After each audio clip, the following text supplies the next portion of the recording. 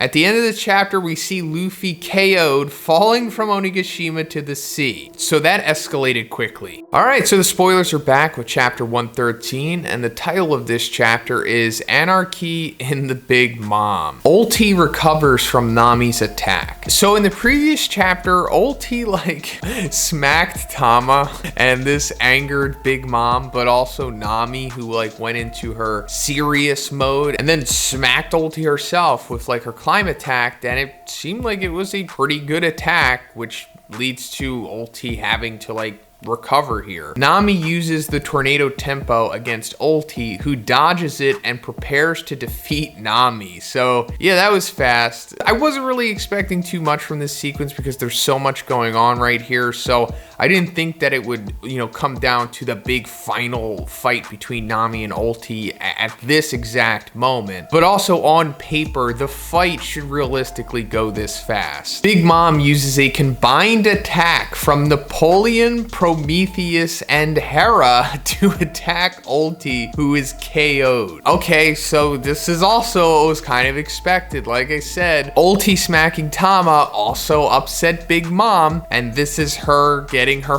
revenge on her. So now Big Mom has KO'd Ulti and Page 1 with single attacks, but this attack that she did to Ulti was pretty significant. And also you notice that Hera was mentioned. That's her new homie, who I guess is Lightning at this point. And she's fully revealed in this chapter, and she pretty much has the face of that female tree that was into King Bomb back in Whole Cake. Hera was created at the request of Prometheus, who asked Big Mom that he wanted a girlfriend. So that explains it, and this is what most of us expected was the case, because a couple chapters back, Prometheus straight up said to Big Mom, hey, can I have a favor, or something like that. I'm paraphrasing, but also at the same time putting down Zeus and basically saying that he's worthless at this point. And then once we got a glimpse of what Hera could be, it was heavily implied that it was a female, and we kind of put two and two together and figured that this is what Prometheus wanted. But aren't they related? Zeus sees Hera and breaks her heart. I think that's supposed to say his heart, because how would Zeus break Hera's heart? In the previous chapter, Zeus was shambled back at Onigashima with Law and Zoro, and then he eventually went off to go find Big Mom to try to make up with her, and now we're seeing what has happened here. And as I expected, and I'm sure most of us have, that this was going to happen. Big Mom says, I don't need you anymore, Zeus. Hera, you can eat it.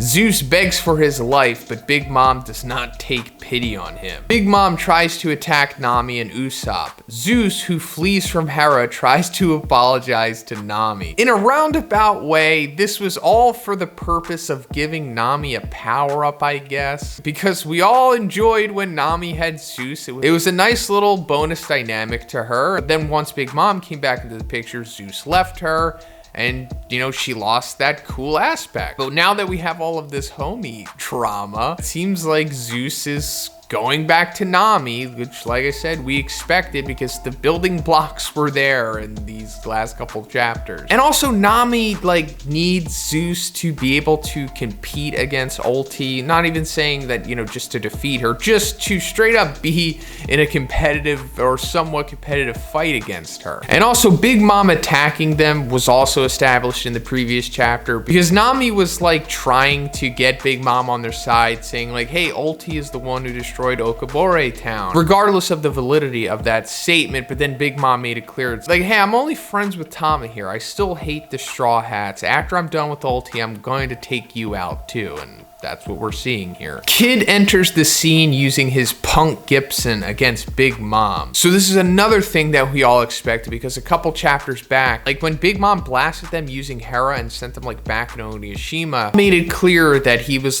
going after Big Mom. So we assume that, okay, yeah, he's very likely going to go after her while Luffy was, taking care of Kaido. So now we're getting to see that, and I doubt that the Punk Gibson is really doing much against Big Mom. But also we can't forget that in the previous chapter, Law heavily implied that he was also going after Big Mom. So I think we might see Law and Kid team up to take down Big Mom, which is of course awesome. Now, does that mean that they're going to win? Not really sure, but it also might play into how these supernovas are going to defeat the Yonkos, because there might be a duality here in these two big fights, meaning that like the supernovas might have to take down the Yonkos in pairs. We might see Law and Kid take down Big Mom, potentially. It's obviously not guaranteed. And then we might see Luffy and someone else take down Kaido. And now you might be thinking, well, wait, I thought Luffy was fighting Kaido by himself. Well, we'll get to that because that's going to be the big element of this chapter, and we're coming to it now. We move on to Kaido versus Luffy. Kaido says the result was obvious. I got excited like I hadn't been in a while, but I made a mistake. I should have slit your throat and declared my victory. That way, no one would have believed that you could win.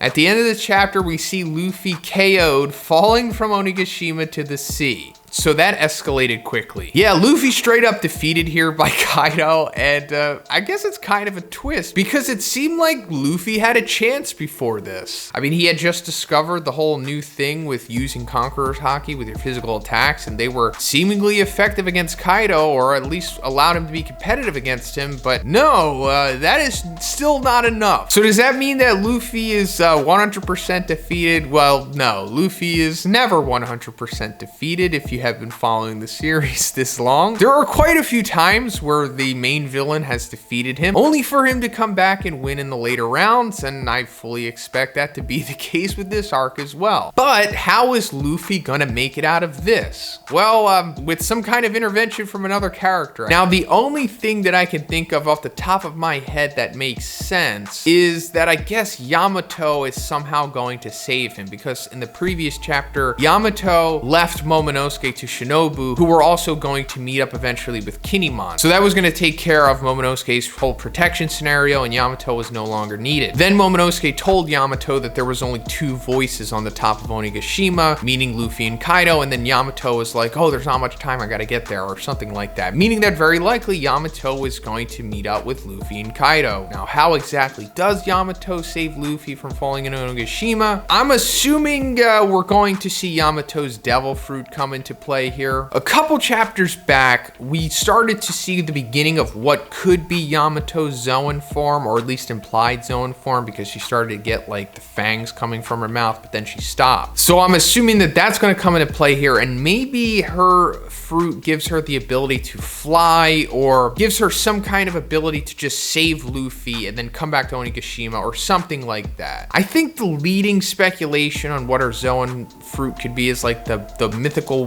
white tiger or something like that. And then maybe we'll get Yamato and Luffy going against Kaido, because that could go back to the whole thing about where like Kaido can't be defeated in a 1v1. So maybe that means that Luffy has to team up with someone to defeat him. And that goes back to what I was saying about the duality of the supernovas going against the Yonkos here. We're gonna have like Kid and Law take down Big Mom, and then we're gonna have Luffy and Yamato take down Kaido. And also Yamato is like Odin, whatever's going on with that. So that also, I guess, plays into the importance of Yamato helping Luffy take down Kaido. But yeah, that's pretty much it for the spoilers today, guys. Let me know what you think about these in the comments. If you liked the video, please give it a like, and please subscribe if you haven't already. Have a great day, and I'll see you in the next one.